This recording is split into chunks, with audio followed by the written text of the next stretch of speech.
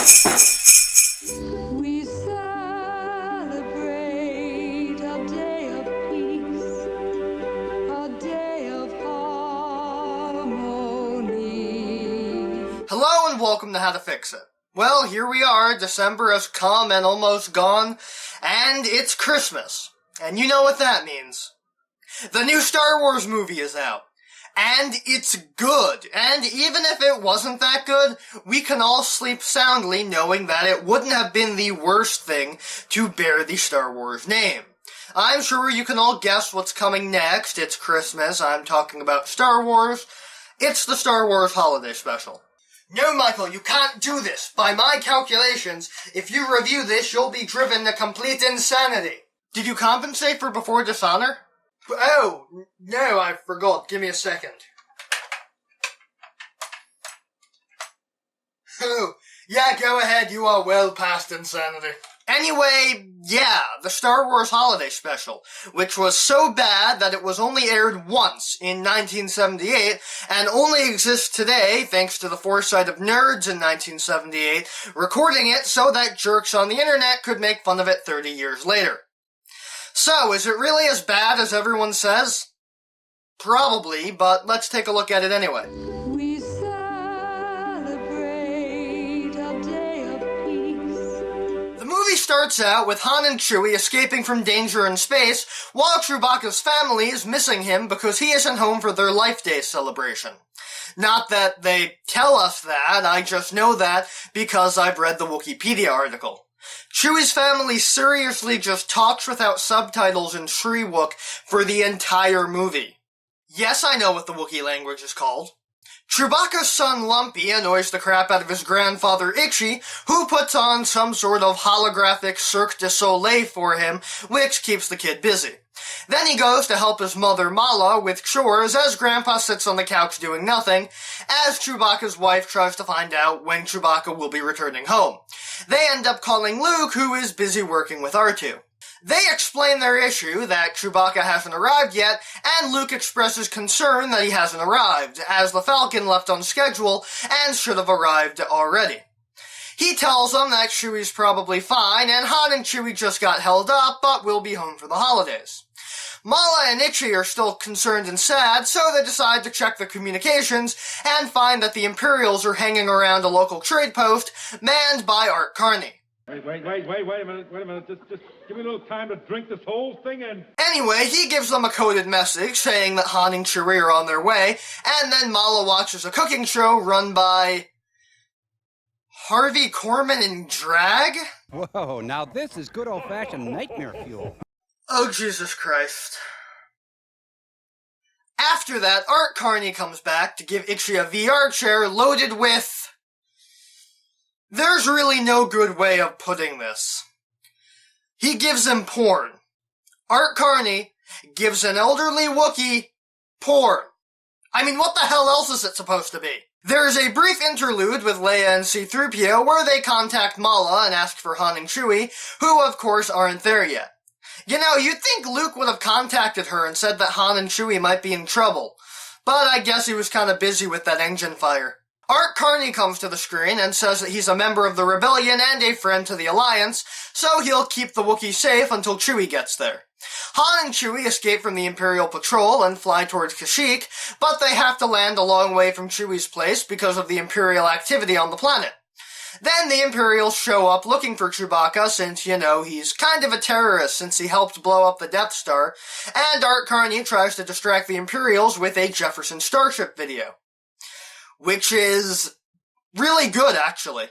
When it's over, the Imperials kick Art Carney out, hopefully so he can go back and hang with Ralph Cramden, and they start to look for anything that would tie the Wookiees to Chewbacca. Mala needs to keep Lumpy busy, and so shows him a cartoon showing the first encounter that Luke, Han, Chewie, and Leia had with Boba Fett. Han and Chewie crash land on a moon, which causes Luke, Leia, 3PO, and R2 to go after them, where they run into Boba Fett, who claims to want to help them, but 3PO says that they shouldn't be so quick to trust him. Probably good to trust 3PO's opinion, since 3PO did know about him during the Clone Wars. They find Han, and he's gotten sick due to some talisman, as does Luke, and it's revealed that Boba is in league with Vader. And Lumpy screams in horror, which alerts the Imperial Guard, but Lumpy switches the tab to a game so that the guard doesn't see the cartoon. I'd make a joke about that, but we've got enough Wookiees watching implied porn with Diane Carroll. He switches back, and Chewie and Boba Fett leave to get the antidote, and 3PO and R2 intercept Vader's message, and when they return, they give the antidote to Luke and Han before 3PO and R2 reveal Boba's deception, and he flies off, promising to meet them again. The Imperials have ransacked Lumpy's room and destroyed his toys, which makes him sad, so he decides to open up his present from Art Carney, and it turns out to be a transmitter with a video tutorial hosted by Harvey Korman Nottendrag.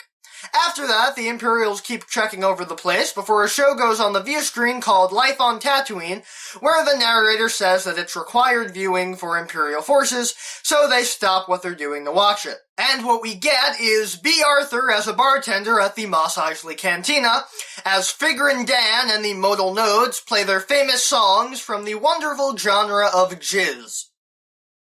What? That's what the canon name for that genre of music is.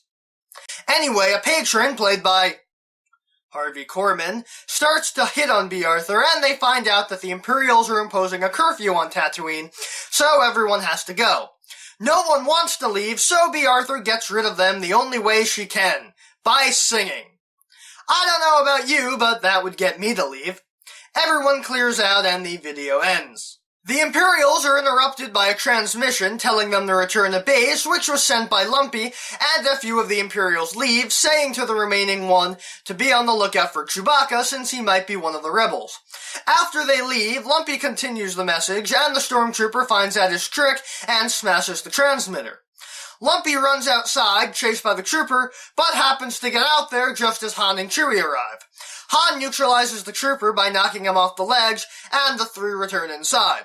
Han wants to stay, but he's got to get back to the ship so the Imperials don't find it, and he wishes them a happy life day and tells them to be on the lookout for troopers. After he leaves, there's a knock on the door, but it's just Art Carney again with a bag.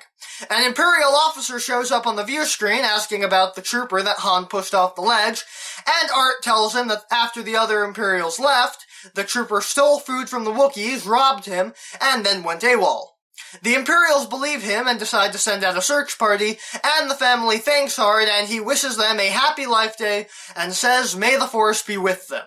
The family gathers crystals and holds them over their head before it transitions to their Life Day celebration, where they wear red robes and go to the Tree of Life, being joined by the rest of the cast, and Leia gives a little speech about Life Day for the non-Shriwook speakers, and she sings a song to the tune of the Star Wars theme. Personally, I prefer Nick Winter's version. Star Wars! Nothing but Star Wars! But I'll give it to you, Carrie Fisher has the best singing voice in the entire special. Chewbacca reminisces about a better Star Wars movie and the ceremony ends. The special ends with Chewbacca and his family sitting down to a nice Life Day meal, and actually ends on a pretty nice note with the Star Wars theme playing in the background. We celebrate a day of peace. Well, it's trying to expand the mythology. At that point, there was nothing really known about Wookiees except that Chewbacca was one, and they speak in roars. It's trying to give us an idea of their culture with all the Life Day stuff, plus it expands what we know about Chewbacca. It gives them a family, a planet, and a culture.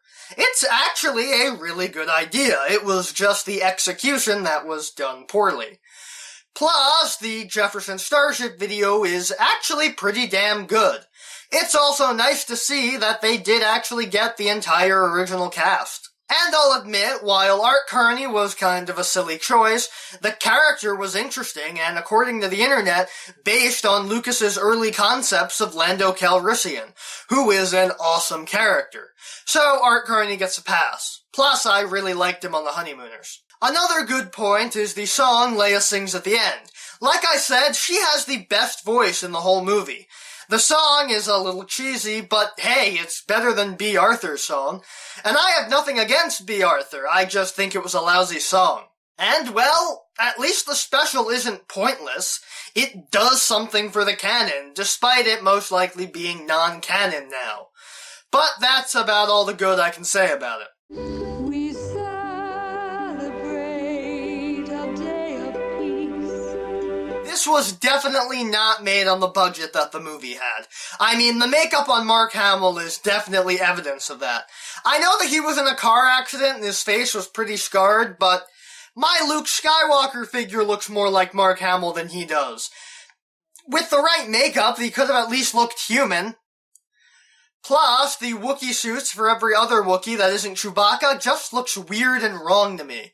Their default expressions are weird and not neutral like Chewbacca. Plus, the implied VR porn was just weird, and everything Harvey Korman did was bizarre. And the guest stars were pretty odd choices. Like, when I think Star Wars, the first things that come to my head are not Art Carney and B. Arthur. And really, most of the variety show elements just don't translate to the Star Wars universe. 'Cause it's one thing to do a segment on a variety show about Star Wars, like on Donnie and Marie or something, but it's another to do an entire variety show centered around Star Wars. The styles just clash too much for that to work. B. Arthur as a bartender at the Mos Eisley Cantina? An interesting concept. B. Arthur singing a song to the patrons? Not so much. The reason it was so bad was because it tried to mix things that are good separately, but don't work together. We celebrate a day of peace. Make it an actual Star Wars special instead of a variety show. I know that it was made to cash in on the Star Wars themed variety show segments doing good, but what if instead this was a special in the style of the film about Chewie and Han trying to get to Kashyyyk, but they're being attacked by Imperials and they get captured. And so Luke, Leia, 3PO, and R2 have to go rescue them, but at the same time, Chewbacca's family is getting hassled by Imperials because they suspect that they're related to Chewbacca. So Art Carney shows up and helps them out of it by faking credentials and stuff since he's a secret Rebel Alliance agent. Obviously, they still want to have their Life Day celebration, but the crystals have gone missing. Meanwhile, Luke and the others manage to break into the Imperial prison that Han and Chewie are in, like when they broke Leia out of the Death Star in the first one. So they steal back the Falcon while Luke pilots whatever ship they took there, and Art Carney tells them about the issue, so Han takes Chewie, Leia, and 3PO to Kashyyyk so they can find the crystals. When Han shows up, the person who stole the crystals shows up, Boba Fett, who used them as a way to draw Han out since he's working for Jabba and knew that Han would show up if Chewbacca's family was in danger. Chewbacca, Han, and Leia have this cool fight where they take on Boba Fett, and he decides to leave because he gets a transmission from Vader on his comm, setting up events for Empire Strikes Back. They get their crystals back and have their ceremony, which I'd keep mainly unchanged, and then end on the dinner. But tack on a scene at the end of Han, Luke, and Leia on the Falcon getting a transmission about the new rebel base on the planet Hoth.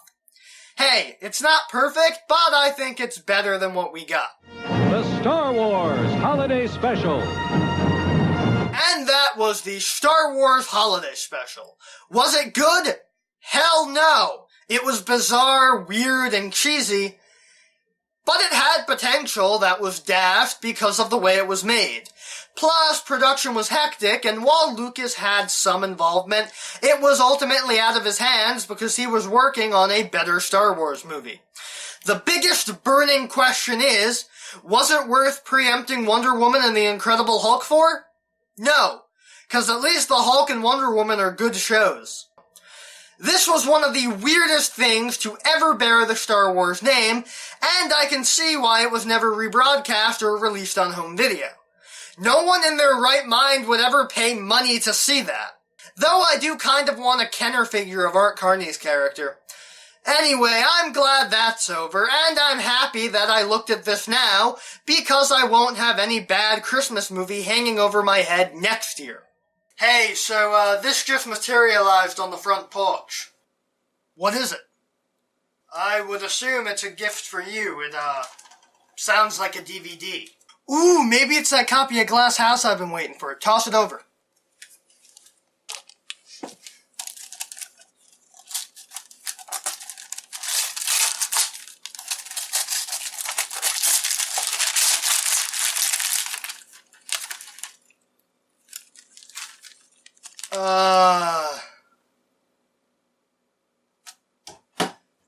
Anyway, that's all the time we have for today. If you'd like to see more of how to fix it, you can hit that subscribe button. And if you have any comments or complaints about the video, you can put those in the comments section below. And if you enjoyed this video, show it to your friends and share it around the internet. And maybe consider supporting the show on Patreon. Merry Christmas, Happy Life Day, Happy Holidays, and I hope you have a wonderful rest of 2015. May the Force be with you, and I'll see you next year.